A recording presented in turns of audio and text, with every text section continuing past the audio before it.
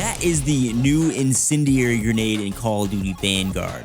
I wanted to be on camera for the intro, but didn't have time to set up my setup, so pardon the scuffness here. But the Incendiary Grenade is a brand new lethal in Season 1 that you can access in private matches right now, alongside the 2 new perks that we'll be discussing in this video as well.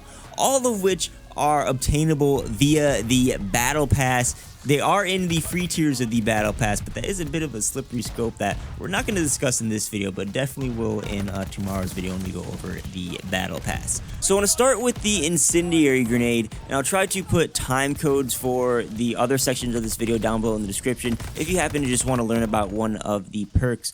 But what the Incendiary Grenade essentially is if you take a Thermite Grenade and then dumb it down a little bit, and then take a Smoke Grenade and dumb it down a little bit, and then combine them together. The Thermite Grenade will be a bit faster when it comes to damage and time to kill, and it will also be easier to throw in place where you want it. The Incendiary Grenade isn't that far behind the Thermite when it comes to time to kill though. They both tick at a rate of 500 milliseconds. Thermite takes 4 ticks to kill, and the Incendiary is 6 ticks to kill. And this actually does make the Incendiary Grenade kill faster than the Molotov. So the Incendiary Grenade in the end doesn't look that bad. The good things about the Incendiary, though, compared to Thermite, is it has a much larger burn radius than both the Thermite and the Molotov. It also lasts much longer than the Thermite and the Molotov. It lasts for 10 seconds total, plus it will emit that smoke. Now, like the description says, it's more like a fog. It's not super thick smoke, but it does in fact obscure your vision on the map way more than the Thermite and the Molotov. I also found that the Incendiary Grenades do not stick to surfaces, and they'll actually bounce off the ground if they are not in the air for a certain amount of time.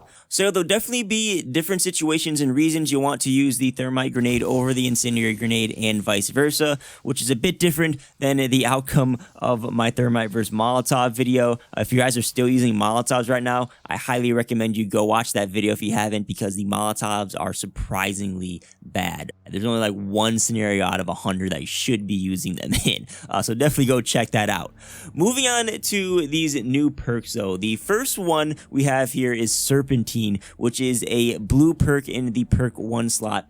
What this perk is supposed to do is regular sprinting will slightly reduce all damage from ballistics and explosives, and tactical sprinting can cut damage down by more than a quarter of its normal value. It sounded pretty intense. I wanted to learn more about it, so I did some hand testing comparing walking versus sprinting versus tactical sprinting. I didn't go too in depth, but from what I can tell, it took one more shot to kill while you were sprinting when you got shot with a normal weapon like an assault rifle or a submachine gun. I did not see any increased resistance for tactical sprinting, at least for normal caliber ballistics. I think explosive damage is where we're going to see tactical sprint make a real difference.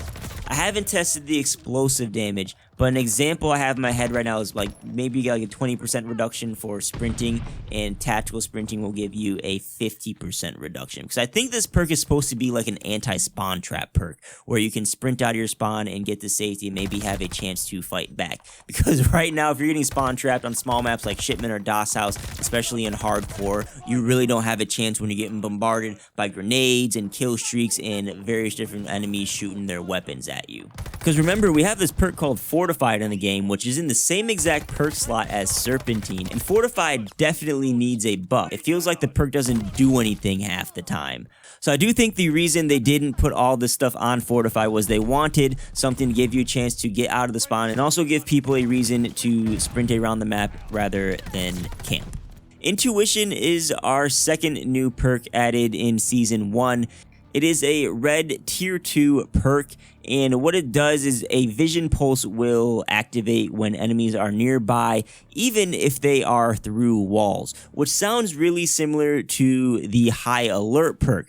The difference is that high alert will activate if an enemy is looking at you outside of your field of view, and this will activate at any distance. Intuition will activate regardless if an enemy is looking at you or not. They just need to be nearby you. Plus, the range for this is very small. You have to be within a few meters of an enemy, it seems like, for this to activate. I honestly don't see this perk being that useful outside of non-respawn modes like Search and Destroy. If you're in like a 1v1 situation in Search and Destroy, you have to like crouch walk and be right around the corner for someone to actually get use out of this perk. But outside of scenarios like that, I really don't see this being that great of an option, at least in core multiplayer. Maybe this will have some play in Warzone. So yeah, what do you guys think about these perks and this new equipment? Do you think they're good additions to the game? Do you think they're well balanced, or do you think there needs to be some changes made to them? You may have also seen in this video there are new weapons you can access in private matches as well. Most of them are in the battle pass, and I will be covering those in the near future. So if you're not subscribed to the channel, consider subscribing. Make sure you tap that like button if you enjoyed the video or learned something new. And as always, if you'd like to help support the channel directly, there's some links down below at the bottom of the description that you can check out. Thanks for watching. Peace.